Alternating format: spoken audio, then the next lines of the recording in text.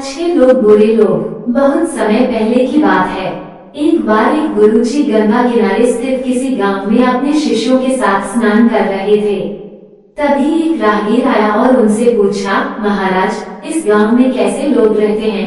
दरअसल मैं अपने मौजूदा निवास स्थान से कहीं और जाना चाहता हूँ। गुरुजी बोले, जहाँ तुम अभी रहते हो वहाँ किस प्रकार के लोग रहते हैं? मत पूछिए महाराज, वहाँ तो एक से एक कपटी, दुष्ट और बुरे लोग बसे हुए हैं। राहगीर बोला। गुरुजी बोले, इस गांव में भी बिल्कुल उसी तरह के लोग रहते हैं, कपटी, दुष्ट, बुरे। और इतना सुनकर राहगीर आगे बढ़ गया। कुछ समय बाद एक दूसरा राहगीर वहाँ से गुजरा।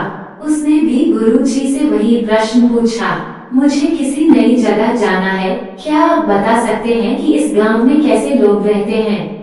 जहाँ तुम अभी निवास करते हो वहाँ किस प्रकार के लोग रहते हैं? गुरुजी ने इस राहगीर से भी वही प्रश्न पूछा। जी, वहाँ तो बड़े सभ्य, सुलझे और अच्छे लोग रहते हैं, राहगीर बोला।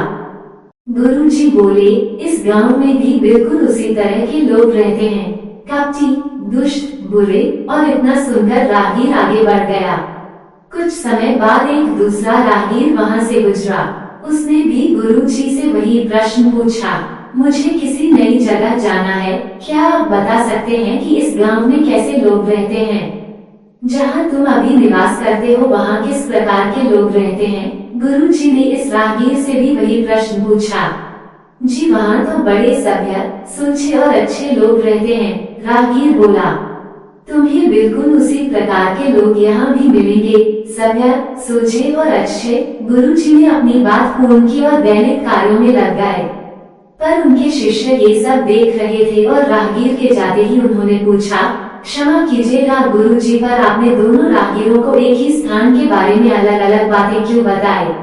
गुरुजी गंभीरता से बोले, शिष्यों, आमतौर पर हम चीजों को वैसे नहीं रखते जैसी वे हैं, बल्कि उन्हें हम ऐसे देखते हैं जैसे कि हम खुद हैं।